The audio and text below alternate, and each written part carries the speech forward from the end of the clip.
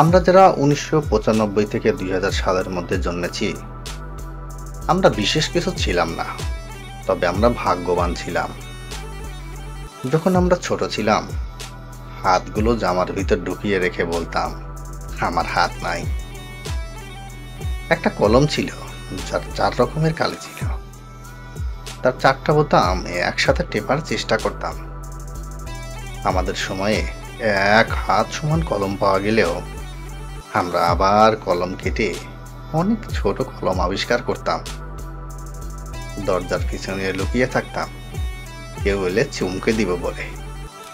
সে আসতে দেরি করেছে বলে অধৈর্য হয়ে বেরিয়ে আসতাম। রাতে হাঁটার সময় ভাবতাম, আমি যেখানে যাচ্ছি চাঁদটাও আমার সাথে যাচ্ছে। কারেন্টের সুইচের ২ দিকে আঙ্গুল চেপে সুইচটাকে অন করার মাঝামাঝি অবস্থায় আনার চেষ্টা করতাম। স্কুলে যাওয়ার সময় সবাই একসাথে দৌড়াদৌড়ি করে যেতাম। ক্লাসে কলম কলম খেলা, খাতায় ক্রিকেট খেলা, চোর ডাকাত, বাবু পুলিশ খেলতাম। অনেক সময় স্কুল ফাঁকি দিয়ে কয়েকজন বন্ধু মিলে ঘুরতে যেতাম, আড্ডা দিতাম, আরো কত কি। ১ টাকায় রঙিন বা নারিকেল আইসক্রিম, হাওয়াই মিঠাই খেতে না পারলে মনটা খারাপ হয়ে যেত। হঠাৎ আকাশ দিয়ে হেলিকপ্টার গেলে সবাই রুম থেকে বের হয়ে আকাশের দিকে তাকিয়ে থাকতাম। স্কুল ছুটি হলে দৌড়ে বাসায় আসতাম, মিনা কার্টুন দেখব, সিজিমপুর দেখব।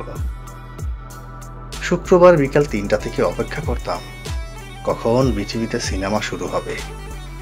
সন্ধ্যার পর আলিফ লায়লা, সিন্দাবাদ, রবিনহুড, ম্যাকগাইভার দেখার জন্য পুরো সপ্তাহ অপেক্ষা করতাম।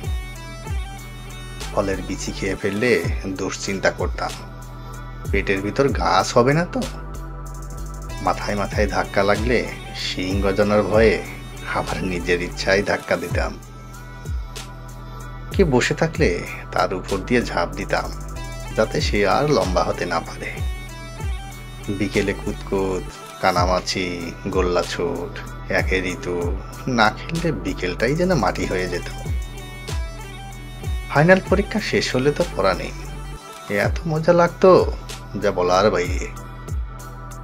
নানু বাড়ি, দাদা বাড়ি যাওয়ার এটাই তো ছিল সময়। ব্যাডমিন্টন, ক্যারাম, লুডো না খেললে কি হয়। ডিসেম্বর মাস ও শীতকালটা আমাদের ছেলেবেলায় এমনই কালারফুল ছিল।